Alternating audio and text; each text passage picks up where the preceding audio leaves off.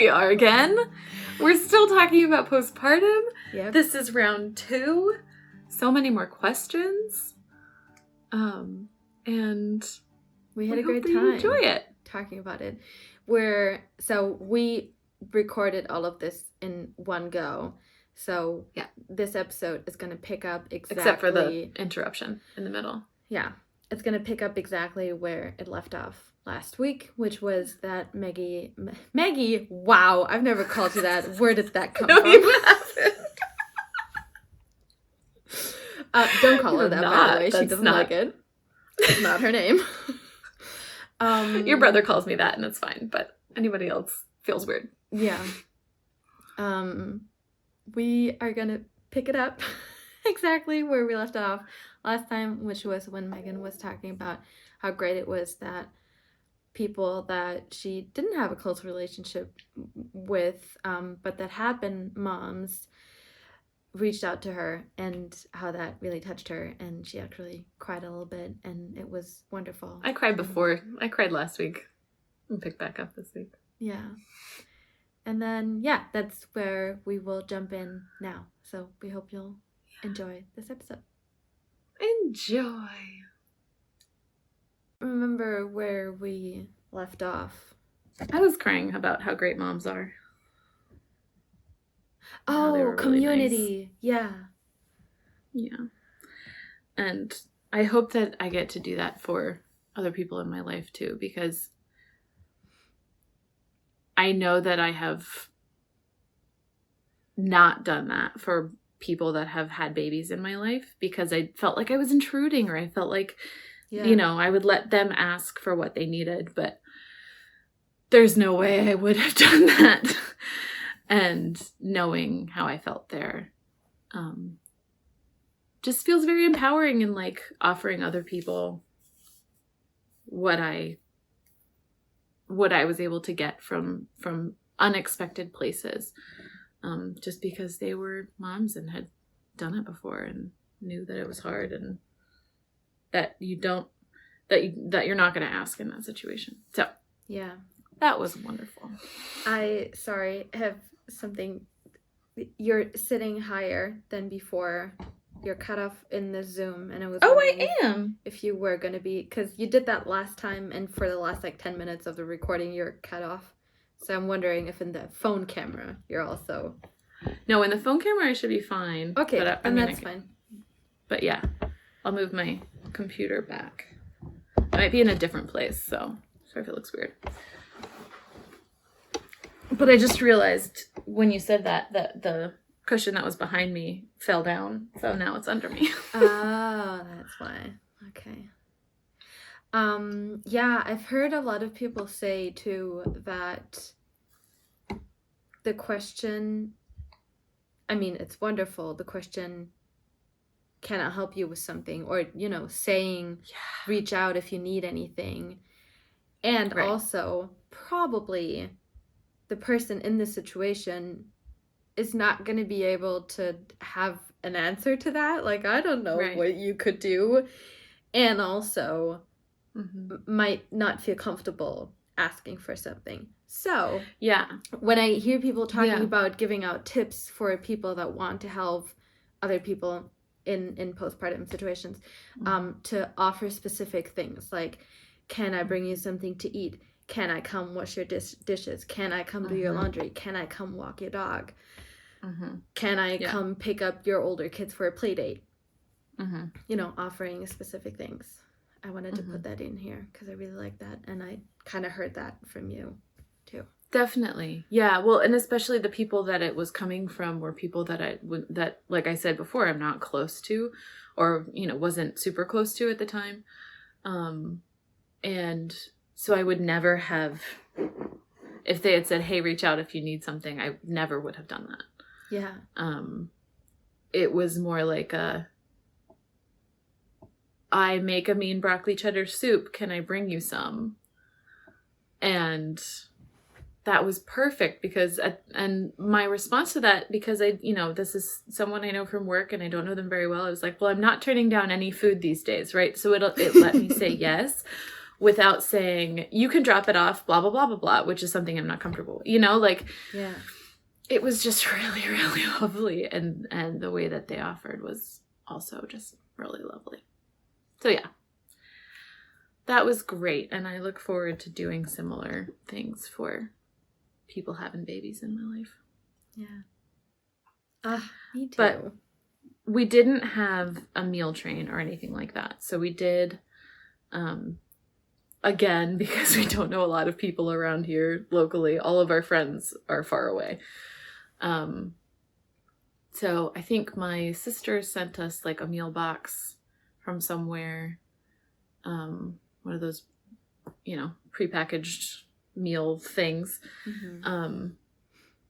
But my mom was really like spearheading the feeding us part of the game, and she was amazing. Did you have anything prepare like that you cooked before and put in the freezer, stuff like that? No. Stocked up on anything in particular? Okay. No. Partly because our freezer is small, partly because I was gonna do that while Sarah and Jeff were here, and I knew that was going to be part of the answer. Yeah, that was one of our projects for while Sarah and Jeff were here for the week before the baby came, because I knew when the baby was coming. I'm sorry, I had to ask. It's in my questionnaire. It's fine. I know. It's fine. No, I didn't have anything planned. I had bought the cake mix and the icing though. The most important part, yeah. It was in my mind. That was absolutely the most. I was like, everything else will take care of itself in the future, but this is required. I think that was a really important part for your mental health. So it was. It absolutely was. Yeah, I'm not even kidding. No, nor am I. I'm 100% serious. That was very important. Yeah. Wonderful. Okay, I'm gonna look at my notes. Yeah, this is long. Yeah, I think we will split it into two. Okay. We did that. Oh, we already talked about so many things. We're doing so good. We talked about that too, like, how did your healing go? You talked about what you did, like, it went pretty well. Infused pads. Did you have infused pads or teas, or did you took any supplements for healing? No, I did continue to take everything I was taking during pregnancy, which is something that's recommended. Mm-hmm. And I'm actually still taking those things because I'm still breastfeeding. And I don't have a very thoughtful, well-rounded diet. I have a pretty normal diet, but I don't spend a lot of time thinking about making sure that I have everything I need in the food that I'm taking in. Mm-hmm. So I'm still taking all the supplements that I was during pregnancy, just so I make sure that all the essential vitamins and minerals are there. And the prenatal I had iron in it. I did get some iron, just that my mom had from a time when she had needs for supplemental iron. So I got some from her, but I didn't end up needing that. So that was good. I think they checked my iron levels. From what I remember. I don't remember. But yeah. So I took all the same supplements that I was before. Like I mentioned in the 12 hours after birth episode, I was fatigued by choosing caregivers and making informed choices. So I didn't do anything with my placenta. Although I would have loved to. I mean, I had planned to at the beginning of my pregnancy. I was planning to do placenta encapsulation. Didn't, which was fine. So yeah, it was a lot. It was overwhelming, but it all went smoothly. The healing, you mean? Yeah, the healing and recovery. Yeah. And I think partly because it was my first pregnancy, Like my belly went down pretty fast. I very thankfully didn't have pelvic floor issues. Like that was pretty solid. I did a lot of Kegels after the first few days. Not in the first few days, but after the first few days I was doing Kegels. And I had been pretty consistent about my Kegels before too. So yeah, that was basically what I did. Okay, I have 2 questions here. The first, you mentioned Kegels, and I know the answer to this, but in Germany we have a specific, it's called Rückbildungskurs. We have a specific type of exercise, I don't know if you would call it gymnastics, that you do, and that there are courses for people that recently gave birth to build the pelvic floor back up. I wonder, if there's something like that in the States, because I couldn't find a good translation to that. We both have been trying to figure that out. Yeah. And B, if you did any of that. Not anything specific. I did, after a couple of weeks, I think after 4 weeks, I started going on walks, like short walks. And again, I was doing Kegels, but no, I'm sure that exists. I'm sure that that's a thing that exists somewhere. And there is also specific pelvic floor physical therapists. So like people that have,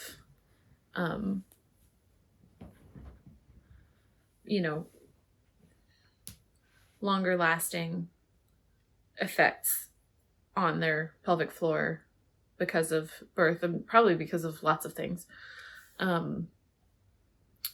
Any other injury to the area or stress on the area, can go see a pelvic floor physical therapist, and they have specific exercises and things that they do with those people. Is that covered by insurance?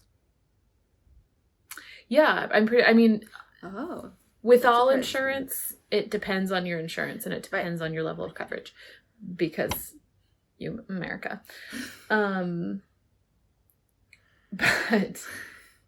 if you have specialists covered by your insurance and you are referred by a doctor, you can only get physical therapy if you can only get covered if you are referred by a doctor. So yes, probably is the answer, as long as you have insurance. Okay.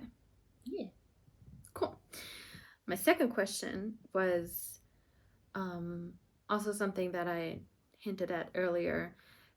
Going back to your healing process, I remember you telling me, and this was something that I was really impressed by, and I really want you to talk about, how you guys how you tag teamed. I hinted at this earlier, how you as a team of 3, especially in the beginning, really prioritized your healing and how you went about it. Like, you told me that you really thought about how you would get your sleep. Like, some nights the baby would be with your mom and she would only bring him to feed. Or you mentioned earlier that there was one night, or maybe some nights, I don't know, where she would bottle feed him and things like that. Yeah, there was only a few times where we did that, and it was when I would get to the point of crying tired. And I only got to crying tired a few times, but that was a huge help in those instances. And then what we did after, I don't remember when exactly we started doing this, but after the first bit where we didn't have a lot of like plan or structure to how we were supporting each other, we came up with a system of people who was going to support me. So through the night, right? Because that's the hard part, because we're all adults and we all want to sleep. And this little tiny human is like, but my stomach is too small and I need more food. Yeah. So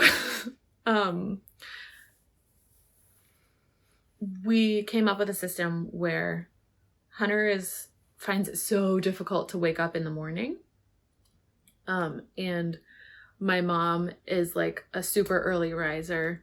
Gets up at 5 just based on her body. Probably not 5 o'clock, more like 6, but really likes to go to bed pretty early. So she would go to bed, and then Hunter and I would do the evening and through the middle of the night, and then somewhere around 3 or 4, we'd switch over, and if he was really tired, I would take the baby in our bassinet. It's amazing. It was so great. And it moved around so much during those first few weeks. But I would take the baby with the bassinet into the living room and sleep on the couch in the living room. And my mom would help me through the rest of the night and the early morning. And then she would make us breakfast, and we'd all go out and sit under the trees for breakfast because the baby was a little jaundiced, and the midwife suggested we take him out in the morning and in the afternoon, evening. So we would all go out under the trees at like 7, between 7 and 8, and have breakfast and sun the baby for a little bit. So it's just very cute. So yeah, that was our system, so that everybody got sleep when they most needed sleep. Mm-hmm. And obviously I was just awake for most of it, but it was so great to have help. Yeah. During those times, someone to refill my water, someone to, burp the baby after I'd fed him if I was super sleepy, someone to change the baby because he was pooping like every 2 hours. So he pooped every time he ate, which I think is pretty normal for brand new babies. So yeah, I didn't change a diaper on this baby, but like twice for the entire time my mom was with us. I didn't even see the meconium. Like, that was not something that I'm kind of sad about it, but I didn't even see the meconium because I didn't change his diapers. It was Hunter and my mom changing diapers. I think mainly Hunter for the first while. And yeah, I, fed the baby and fed myself, and they got me snacks and brought me water, and we had a pretty good system going. It was pretty good. My mom called herself the Dawn Shift. It was very cute. Hunter was the night shift. She was the Dawn Brigade, or the Dawn Shift, or something like that. It was very sweet. Yeah, it was really fun, and we were able to communicate pretty well, I think. I'm pretty proud of us because my mom sometimes has a hard time saying what she needs. Mm-hmm. And I sometimes have a hard time saying what I need, and Hunter has a hard time saying what he needs. Like, we all do. And so being in this situation where we all were sort of at max capacity, there could have been a lot more tears and a lot more exhaustion than there was. And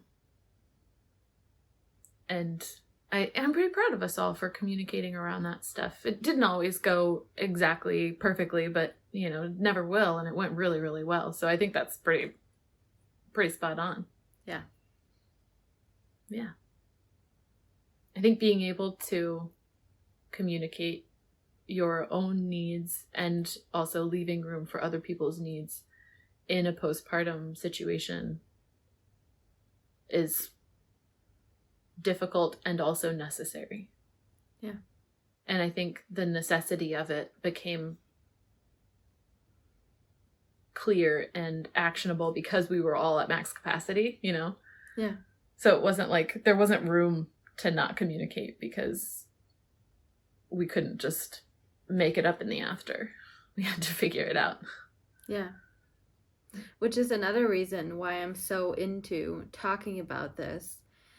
Mm-hmm. So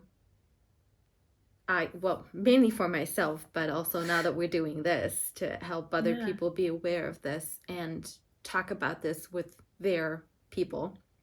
Yeah. And figure out all these things before, because once you're in it, you're like, oh, right. I guess I should have thought about this. And now I'm here and don't know how to make it better. Yeah.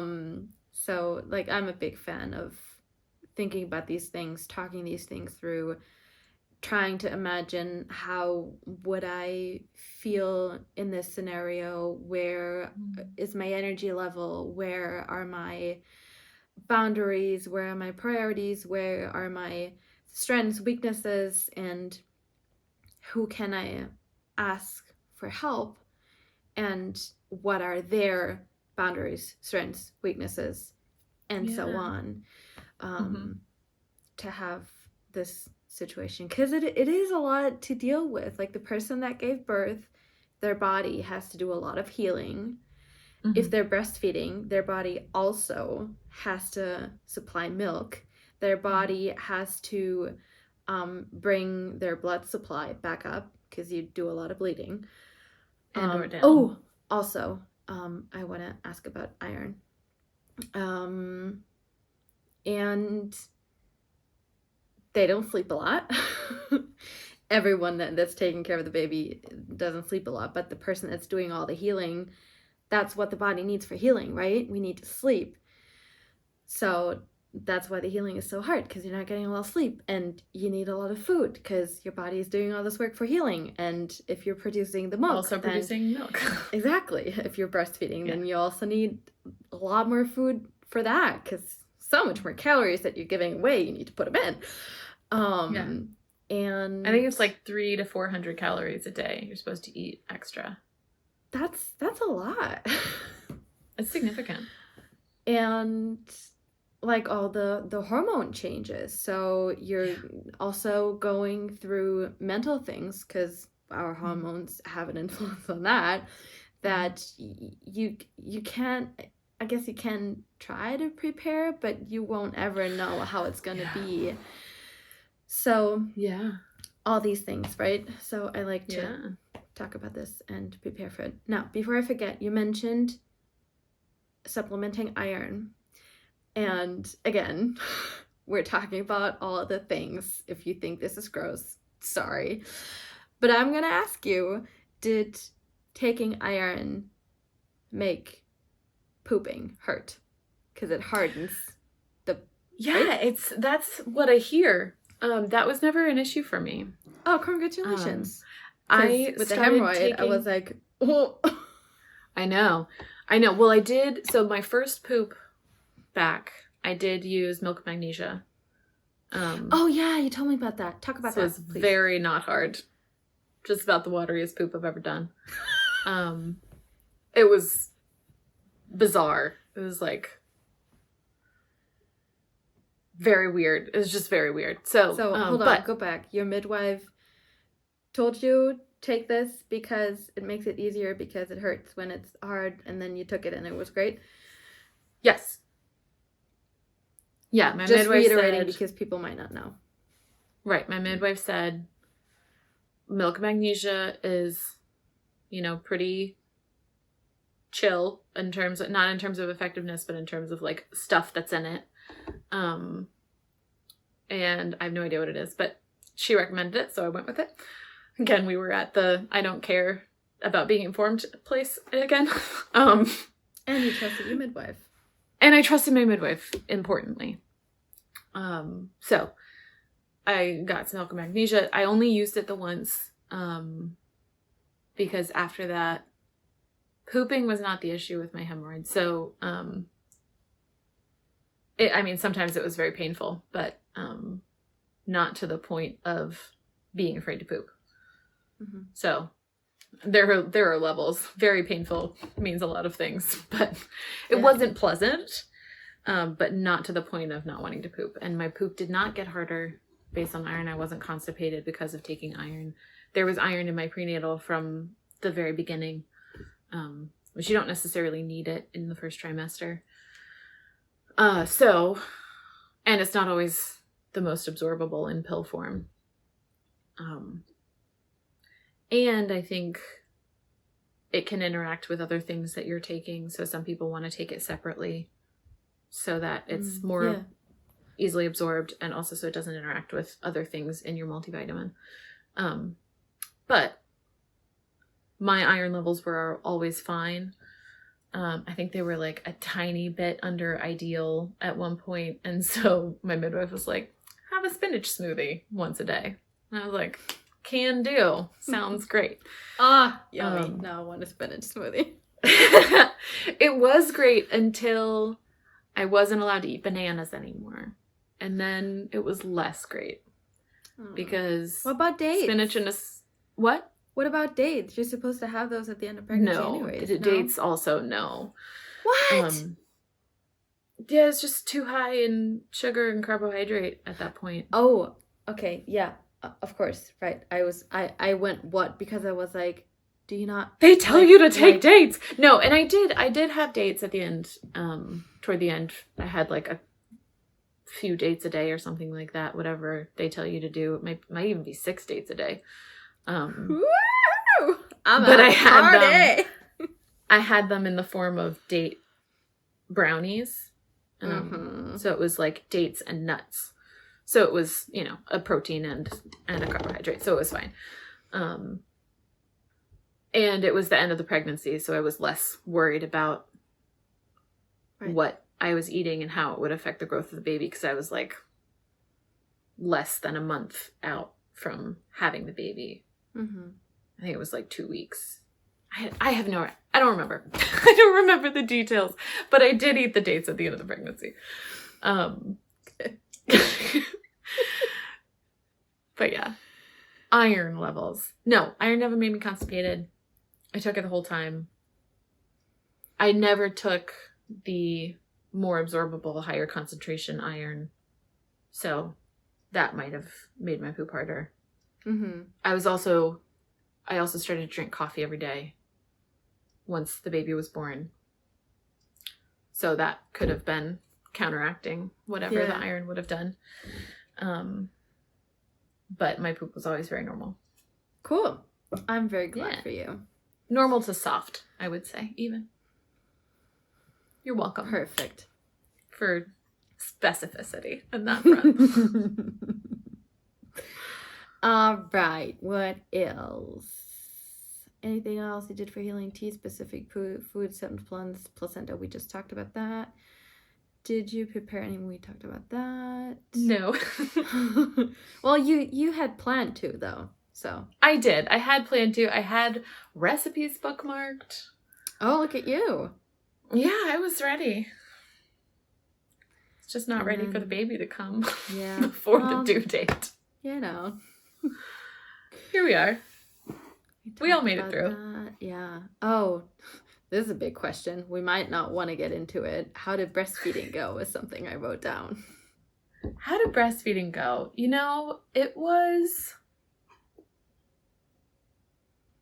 By all of the stories that I've heard about people starting breastfeeding, their nipples get like destroyed. Yeah. And that was not my experience. So I think from that, like bodily, breastfeeding was fine. It was somewhat painful at the beginning because I think I mentioned, again, in the 12 hours after birth one, that, and I'm holding my boob, that when he latched the first night, because my nipples are pretty flat, or were, there was like a blood blister on the butt of one of my nipples. And so that popped and reformed a couple of times, and that was painful. Ooh. But I also had a nipple shield. It would scab over, and then he'd nurse again and pull the scab off, and then it was a pretty small place. So it wasn't big. It hurt when he would first start, and then it was kind of okay. It was like, and then it was okay. Okay. But I used a nipple shield for the first few weeks, on and off, and I slowly, worked to wean him off the nipple shield, which just was such a blessing. It was such a beautiful thing. And I didn't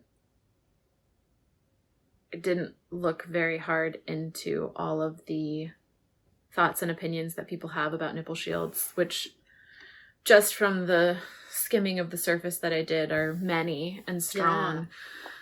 Yeah. But I feel very confident that it only positively affected our breastfeeding relationship. Because it made it possible for him to latch in the beginning. And my midwife said she's never seen anyone develop a dependence on a nipple shield. I'm sure that doesn't mean it's never happened, but we didn't, and that was good. And it helped. Yeah, so it went okay. It was a little bit painful from that perspective, just the, little blood blister that we got the first day, and then it kind of kept going. I used a little bit of lanolin at some point. And then I bought a thing of lanolin, and then I used it like twice, and I haven't used it since then. So all in all, physically speaking, breastfeeding went really well. I had tons and tons of milk, and that is not what the advice is aimed at. Yeah. Around, like, I had a phone call with a lactation consultant, and I wanted to have a meeting with her, and it never worked out. But she's at my pediatrician's office, and apparently a lot of pediatricians' office that deal with newborns also have lactation consultants, which is awesome. But I never got in to see her. But her advice was like, prepare the meal, which is something that it sounded like a thing that they get taught, right? Which was like, put warm heat or wet heat on your breasts, and maybe have some ginger tea ahead of time, because that can stimulate your milk, and like massage your breasts and that sort of thing. Mm-hmm. I don't need to do any of that. Like, I need that advice now that I've started my period again, and like I pulled all of that advice back out of my pocket when my milk started going down. But at the beginning, I needed to know like how much is safe for me to haka off without overstimulating my milk production, and how much, and I also didn't want to get mastitis, which you can get if you're super full and never get empty. And I didn't want to, have a clogged duct. I didn't want all these things that come with oversupply. And I had a little moment a few months in of dealing with overactive letdown because of my oversupply and the babies and my mismatch in his development versus my supply. And now I'm talking about milk. I'm like, whew, she coming. I gotta pump again. But yeah. We'll do a breastfeeding episode. We'll do a whole thing. But it went really the first few weeks went really, really smoothly. Because of the luck of the draw, probably partially. I had good supply. We had good advice from my midwife to start with, and as we went along at my follow-ups. And probably because of the snip tongue tie that we did. So yeah, all good things were done in terms of my and the baby's care around breastfeeding at the start. So that was good. Awesome. Oh, yeah. So great. We did wake him up every 2 hours to eat for way too long. I forgot about that. For way too long. So because he was a big baby, they told us to wake him up every 2 hours to eat. And then they just never told us to stop doing that. And we didn't look up like how long you were. I think at some point we started looking up how long you were supposed to do that, but there wasn't a clear answer.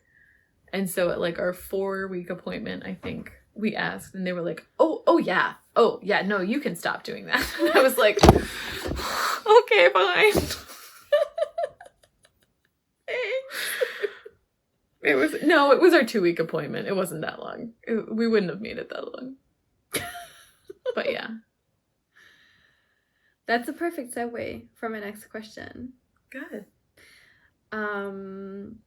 Which is about baby checkup appointments, and also, so here in Germany, part of the care that you get provided for, like the insurance pays for, and that is standard, is that you have a midwife that, if you can get one, I talked about this in another episode,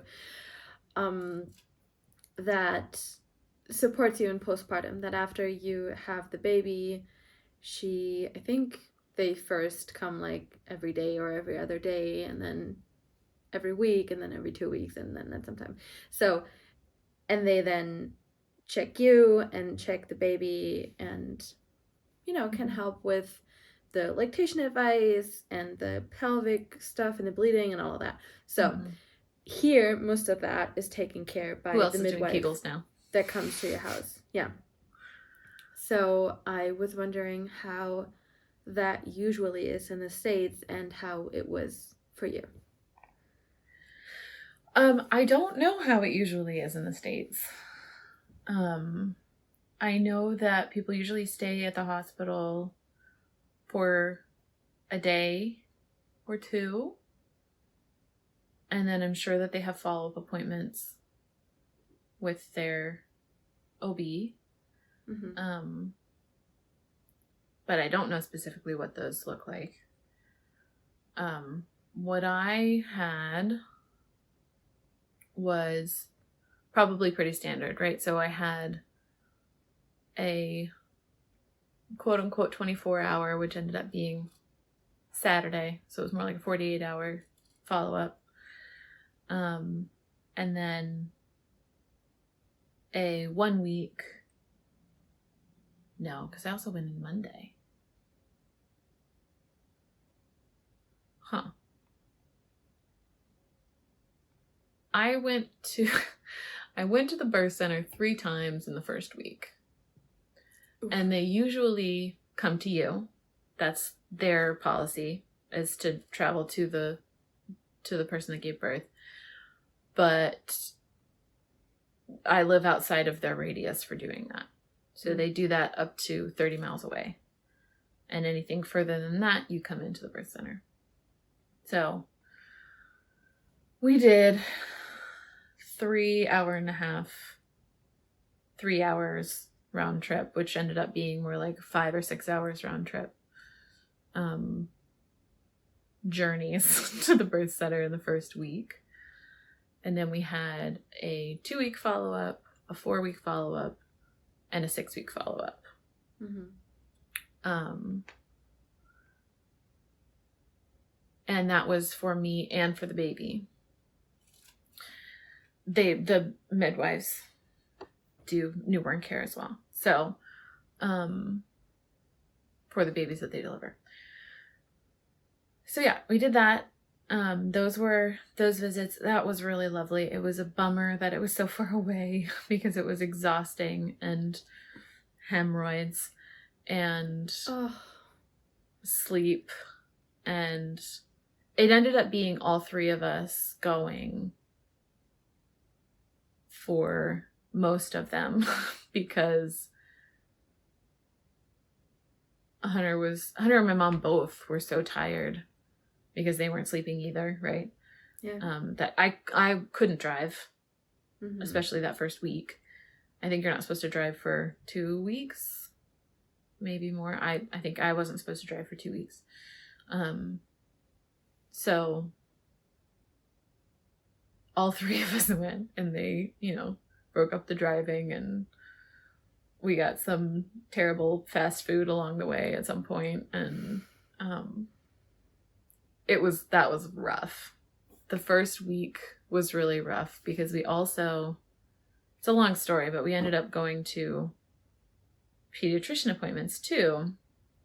And then because he was jaundiced and I didn't know how to coordinate what the midwife care was doing versus what the pediatrician care would do or did do, and because they didn't know how to handle someone coming from a birth center, and like that means so many different things here because of licensure and there's so many different versions of what a midwife is here, that it could be Sally who attended 50 births and got a sign off from her,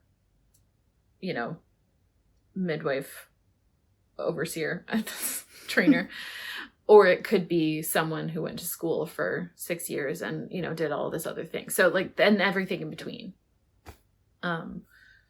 So I think they probably treat someone who comes from a midwife as if it's Sally who went to 50 births, just to be on the safe side. So I ended up going to 5 appointments in the first week. My God. One of which was taking my 5-day-old baby to a lab that was like a lab for a whole hospital system, and sitting in a waiting room for 20 minutes with my 5-day-old baby during a pandemic. Oh, God. And getting his blood drawn to check his bilirubin levels, which is very important. And I'm glad that they wanted to check his bilirubin levels. I'm glad that we made sure that he was okay. But I was not comfortable with that whole situation. That was really tough. That was a day. Yeah, that was one of the crying days. It made me pretty upset that they sent me and my 5-day-old baby out in public when I wasn't letting his grandparents come see him, Yeah. So, anyway, that was my follow-up appointment. Okay. Ooh, it was a little bit dramatic. Yeah. Well, here we go. You said earlier, I feel like a jerk. I keep saying that everything was perfect. Yeah, no, it was really tough. And it was very instructive for how much personal responsibility I needed to take for my own and my son's healthcare. And how, and I don't know that I could have expected myself to do this at the time, but that if I'm going to pursue non-standard versions of medical care, which going to a midwife in the US is very non-standard, then I need to be 100% on top of what documentation I need, what information I need to provide the people in the standard medical world, so that I don't end up in those situations. Because it turns out I didn't need to be in that situation, but I didn't know what to communicate to whom and how to do that officially. So that's a good tip. Definitely a learning experience. I'm glad we talked about this. I'm glad you said that. Yeah, because I could have gotten, if I had gotten a printed out letter from my midwife saying, this baby is getting care here, or if I had known the extent of what our postpartum care would look like. I didn't really fully understand or process that they would do the newborn stuff. And I think, again, it was just because at the end of my pregnancy, I was just on overload and I couldn't take it in anymore, and I couldn't. Yeah. But yeah, it was a really interesting experience, and I was able to have a frank conversation with the pediatrician and say, these are things that I was not okay with. And she was able to say why they did them. And then from that, I learned, what I need to be responsible for and what I can let other people be responsible for. It was pretty interesting. Oh, cool. Yeah. Pretty painful, but also instructive. Yeah. Yeah. Okay.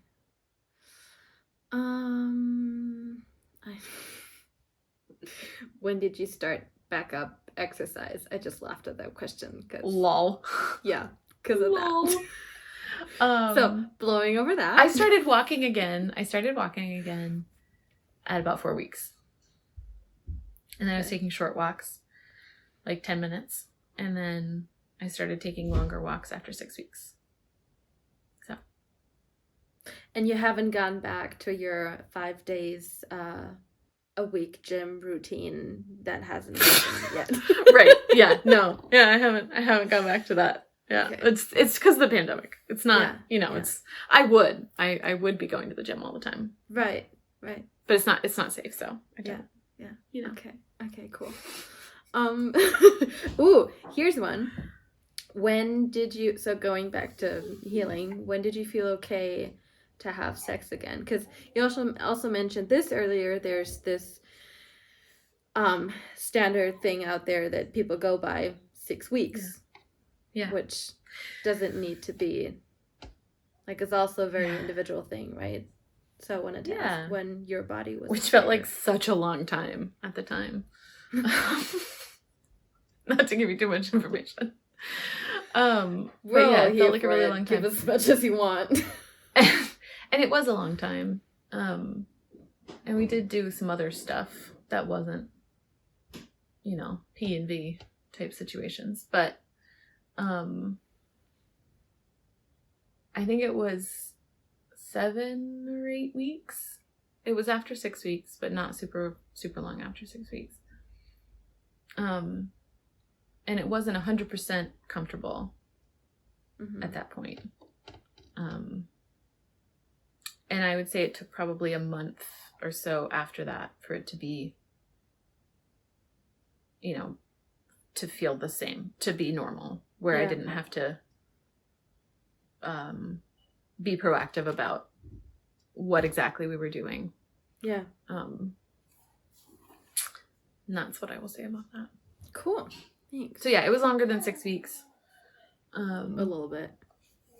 A little bit longer than 6 weeks, but then to be fully not have to think about it anymore. It was probably closer to like 10 to 12 weeks. Mm-hmm. Yeah.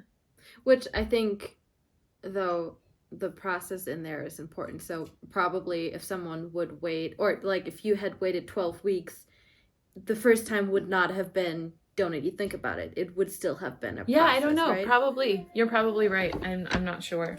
And I know it definitely depends on what all your body goes through. Yeah. And how you recover from that. So it can sometimes be much longer than that. And can sometimes be shorter than that, I'm sure, too. So, but yeah. That was the thing. Okay. Thanks. We talked about this. Oh, I think you mentioned this too. I wrote down, how would you have handled visits if it weren't for pandemic life? So you said earlier I have no idea. That it like you're glad, not that you're glad, but it was a positive side to this, that you were in your bubble, and that that's something you took away from it and would take into consideration for the next time. So is that all you have to say about that, or do you have like more thoughts on that? I don't know. Sorry. I would have loved for like my parents, because my dad didn't meet him until later too, because he didn't come to stay with us, but I would have loved for both my parents and all of Hunter's parents to have been able to meet the baby sooner and hold the baby sooner. And so I think that would still be a thing that we'd want to do, even considering the upside to being more of a bubble. But I do think that it will be something that we create firm boundaries around. which I don't think we would have done this time around if we hadn't been forced to. The second time you would feel more comfortable vocalizing those boundaries? Is that what you're saying? I think so, yeah. And I think that would have been true anyway, although I don't know if we would have noticed. I think we would have felt like it just was part of our experience and might not have attributed it to anything.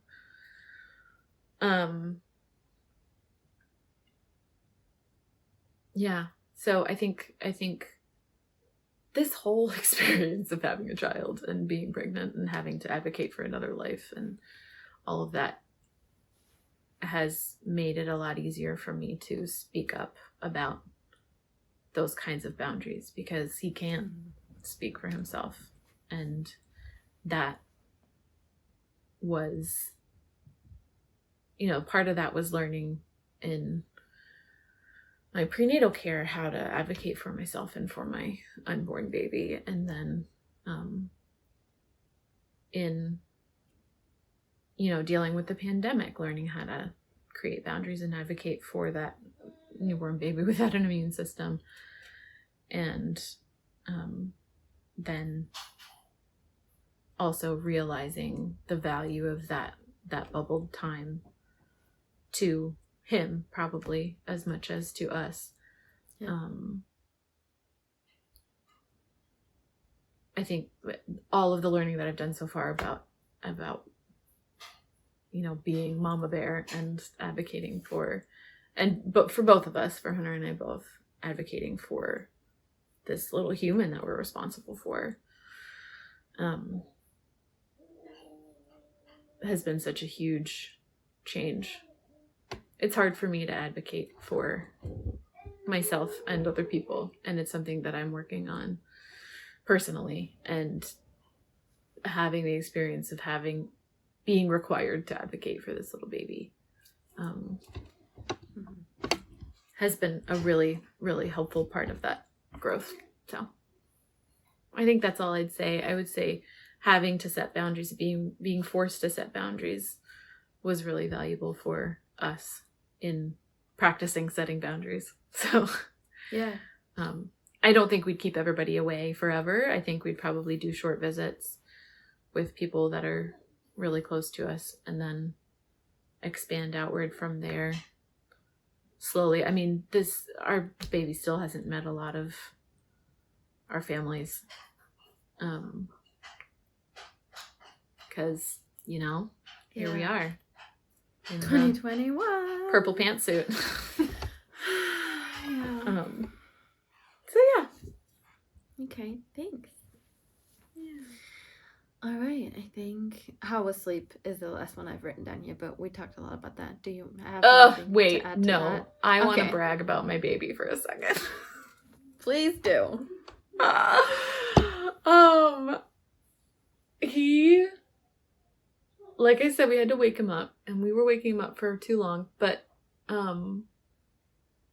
after we stopped waking him up, he started sleeping for 4 hours at a time on a regular basis. Oh. It was incredible. Like, I had the first night when I had to wake up with him like a bunch was this week. Oh. Like, there have been nights where he's woken up 4 times, but that's over the course of 12 hours. So still averaging out to, every 3 hours. And he concentrated his sleep at night super nicely, really quickly. So yeah, by 2 months, he was like sleeping for 5 or 6 hours at a time. And now that has not stuck. He's gone up and down with that. But I will say we got really lucky. Probably some of the bubbling had to do with this. Probably, our level of comfort had to do with this. Probably just sheer luck had to do with this, and his digestive system working well had to do with this. But yeah, that was surprisingly wonderful. Everybody before you have a baby is like, enjoy your sleep, you're never gonna have it again. Yeah. And I get where that's coming from, and I know that there are people that have a lot harder time having their baby sleep more than like an hour and a half at a time. But that was not our experience. So it's not everybody that never sleeps again after they have a baby. I hope that can give some people some hope. Yeah, I think so. Thanks for saying that. You are very welcome. And you get used to it, is the other thing. Yeah. The every 2 hours thing is too much, and I don't think you need to get used to that. And I think if you want to change that, there are ways to do it, and I support you in doing that. But now he wakes up pretty regularly. He sleeps for a 5-hour stretch and then wakes up like every 2 or 3 hours on either side of that. Mm-hmm. And that is very easy to get used to. That one's fine. Cool. Yeah. Oh, I'm so glad. Yeah. All right. There are some notes that you made. Coming home, cake, mom help, doctor appointment, tears, belly, nursing, sleep. Oh, I wrote clothes. I didn't wear any. This was the other thing that was so great about not having visitors. The birth episode is not surprised by this. Very true. But yeah, one of my wonderful mom friends had sent me a package of gifts, and the biggest gift in the package was this robe. And I had a robe that another friend had given me for my bachelorette party, and I literally wore those if I wore anything, and otherwise I was in a nursing bra, underwear, sometimes short leggings. Like, that was all I wore. There's a photo where I think it's a sheet. You're just wearing a green sheet. Sheet? Or it's a wrap. There's one where He's on your don't back. have a nursing bra on, and I just have a swaddle covering. No, I don't mean that one. There's one where he's on your back, and you have this huge green. Oh, that's from like 5 months in. Okay, never mind. Yeah, because that was after he could. You didn't wear any clothes. Well. Cool. So I didn't wear any clothes. So I encourage you not to wear clothes if you don't want to wear clothes. Well, I will be one of those people, I think. Yeah. Oh, yeah. No, I expect to see more of your boobies than I've ever seen before in my life. Which is not 0. I was going to say, well, there's never really been boundaries around that with you, so yeah, you will. It's just like, I'm going to take my clothes off and you will get used to it. I was like, okay, cool. Yep. Okay. Yeah. Is there time it is for kind of a blur though. It's hard to remember everything. What? One question I had, is there a time for shower and toothbrushing? I thought that was funny. Yeah, I was surprised that you had said that you showered a lot, because like you said, it's not. Well, they sleep a lot. Yeah. Ideally, right? Like, they're sleeping 18 plus hours a day. So that was the thing. It wasn't that there wasn't time to do those things. It was that I wanted to be sleeping when he was sleeping. Yeah. So, but I find it difficult to sleep during the day. I'm not a person that naps very much. So, I did take a few naps during that time, which shows you how tired I was. But also I used that time to like be by myself sometimes, because I'm an introvert and I need that, and to shower. And so there was a lot of time for showering at that point. Less now. But he would take a nap and then I would do my body care. And so that's why it was kind of overwhelming, because it was like, if he was asleep, I was with him. If he was awake, I was with him. If he was asleep, I was taking care of my body. I was doing my sitz bath. I was taking a shower. I was changing my clothes. I was, changing my underwear. I was, doing the things that I was eating. Yeah. Yeah. So there were small chunks of time that I did stuff in. And one of the things that I did was shower. I brush my teeth. Yeah. You mentioned in this, one of the things you did was take time for yourself because you're an introvert and you need that. And a question popped in my head there, which was, did you ever feel, and this includes now, since he's been born, I've heard people talk about, especially moms, I have moments where I'm like, I can't have anybody touch me anymore because my children are on me all day. You know, they need me. They want to be held. And then my partner wants, you know, the physical affection, love language, physical affection. And then my cat wants to snuggle and I can just not handle anyone else touching me. So have you, until now, experienced that? No, not really. I mean, if I try to imagine and remember it, I could maybe think of one time. But no, I think I am a person that is physical touch love language. And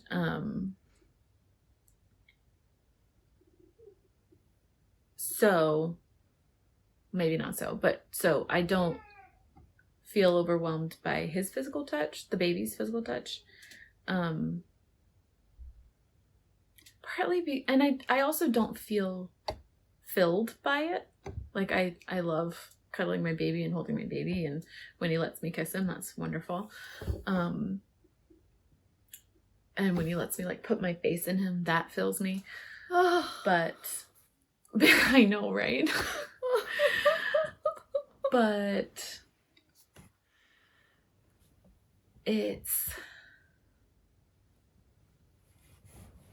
he is not touching me to show his love for me. Do you know what I mean? Yeah. He's touching me because he can't physically move his own body, or because he's interested in looking at something that's up high, or because he wants to eat, or because, you know, there's all of these reasons why he and I would be touching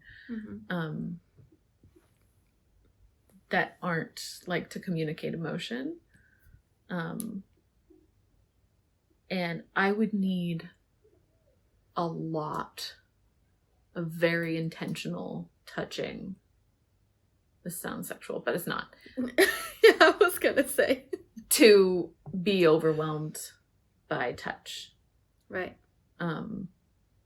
So that's not something that I've experienced. And it's still very different and meaningful when like I get a hug from someone, or like Hunter rubs my shoulders, or holds my hand, or like is affectionate through touch. Because it's just so different. There's intention behind it, and there's communication behind it. There's a lot of touch between me and my baby that's not necessarily communicative. There's some that is, but there's a lot that's pretty functional. Yeah. That's interesting. I'd never looked at it like that. That's cool. Thanks for sharing that. Yeah. I'm sure that I know that there are plenty of people who are just literally overwhelmed by people being in physical contact with them. So yeah, I totally see that happening. It's not something that happens to me though, or has yet. Maybe if I have another few kids, and yeah, let us know if that ever happens. We'll see. I'll keep you posted. Yeah. Okay. Well, I'm out of questions. Is there anything else you wanted to share?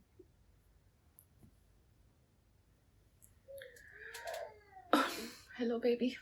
I think, and I may have been in an especially privileged position because I had help, and because our baby was pretty chill.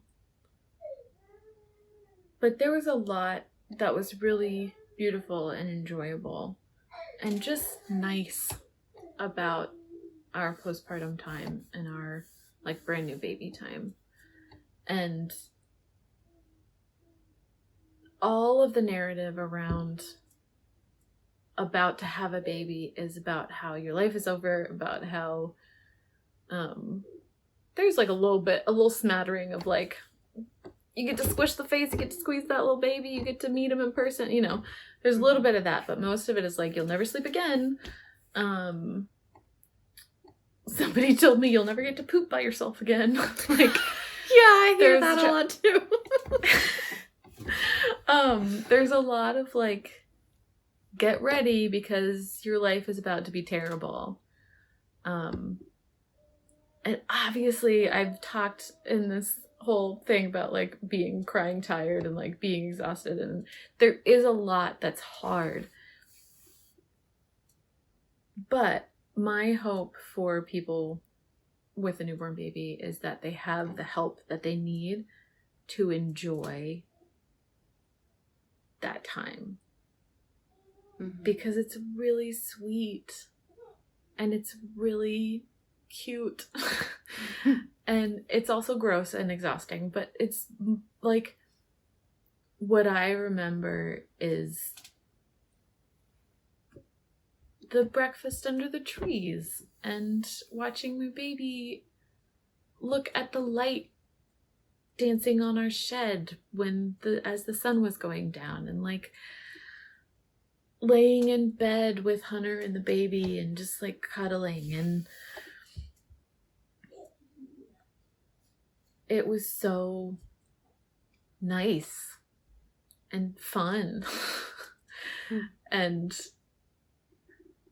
so I want that narrative out there with the no sleep, everything's hard narrative. I don't think that they need to replace one with the other, because I don't want to, paint it with rose-colored glasses or anything, but it really is a beautiful time.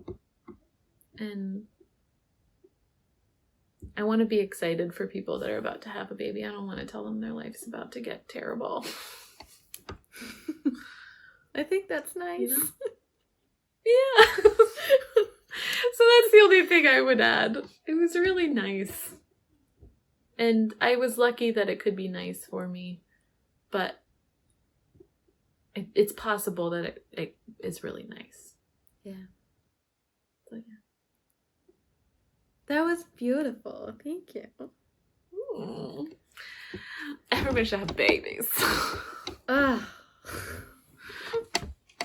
No, that's not true. Everybody should not have babies. But if you want to have a baby, I hope you can have a baby. This is great. I'm a fan. So that's all. I'm excited for your postpartum, and we didn't talk as much about yours, and I know that you have so many thoughts and ideas and plans. I do. And I want to hear more about them, but I feel like we've gone on for so long.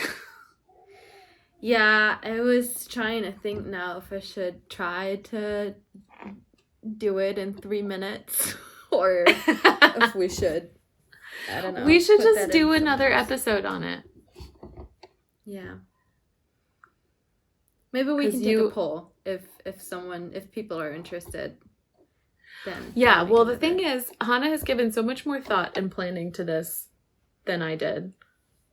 And you have so much information about like teas and tinctures and what you want to do with your stuff, and like I feel like you just have so much more plans and so much more information that I would love to hear about.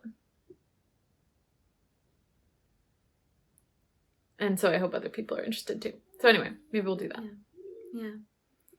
Maybe for that, when we can find someone else to, I don't know, maybe.